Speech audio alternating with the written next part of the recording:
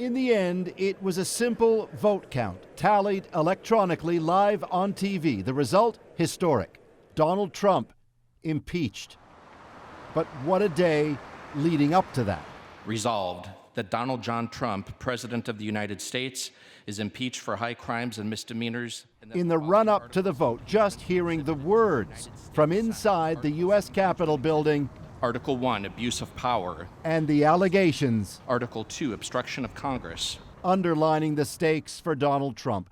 For more than 7 hours, they debated the allegations against him yet again. Our founders' vision of a republic is under threat from actions from the White House. Say Democrats, Trump abused the presidency for his own political gain by pressuring Ukraine to dig up dirt on Trump rival Joe Biden, and then that Trump obstructed the investigation into that. He gave us no choice. Never before in the history of our nation have we seen a president declare and act if he is above the law. But for the courage of someone willing to blow the whistle, he would have gotten away with it.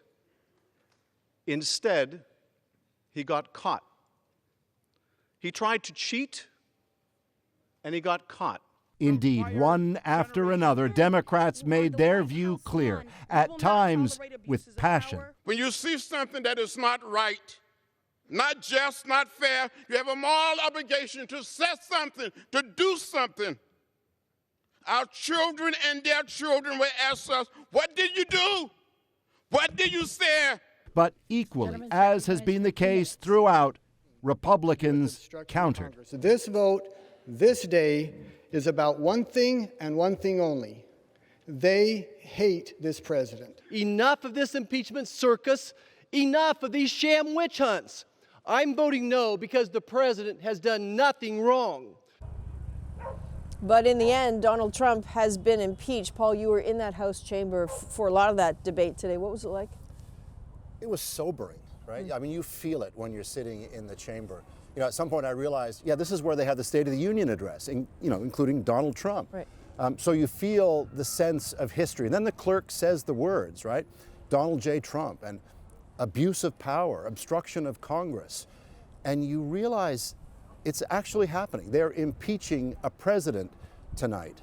I say sobering because regardless of your politics, this is not a happy night in this country.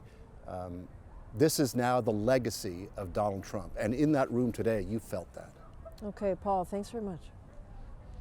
All day, as debate rang out inside the House of Representatives, reaction rolled in outside, first from protesters, and then, as Susan Ormison shows us, from the president himself. By the way, it doesn't really feel like we're being impeached. As the 45th president seemingly shucked off the stain, Trump Nation rallied. Nothing wrong. In the shadow of Capitol Hill, so did Democrats. Show me what democracy looks like! This is what democracy looks like! Show me what democracy looks like! Reveling in the day they'd longed for. The majority of Americans believe he should be impeached and removed. But Congress and this country are both sharply divided, even more angry. We do not live in a world that adheres to the facts. He will not be you get your facts from the establishment media.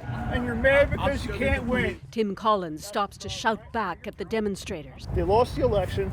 They've been harassing our president since day one. They need to leave him alone. Any solemn victory for Democrats is limited by the political reality that impeaching this president will not put him out of office. Do you think impeachment has power if he's not removed? Yes. But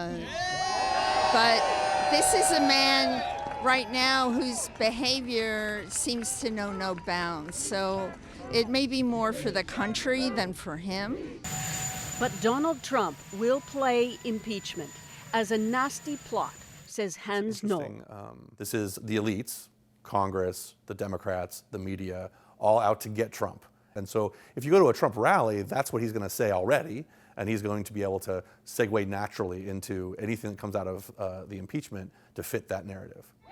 With this president, there will be no apology.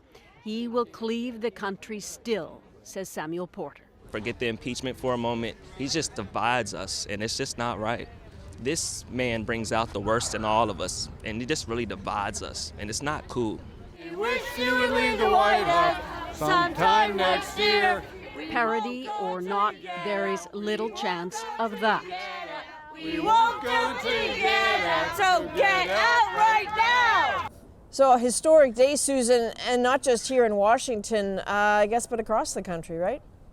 Yeah, I mean, the impact won't be felt tomorrow or even in the weeks. It'll be measured in months when we see really if impeachment still matters, if it galvanizes voters. We know that it will be used in campaigns. It already has. And I was struck, Adrian, by some of the people at that rally who conceded reluctantly that it won't remove this president, but it is a statement of what they say is disgust with this president. On the other hand, Republican voters have said they feel this was a bold attempt to nullify their vote, and now more than ever, they're not going to let that happen. So, in a way, the campaign for 2020 has just started, Adrian.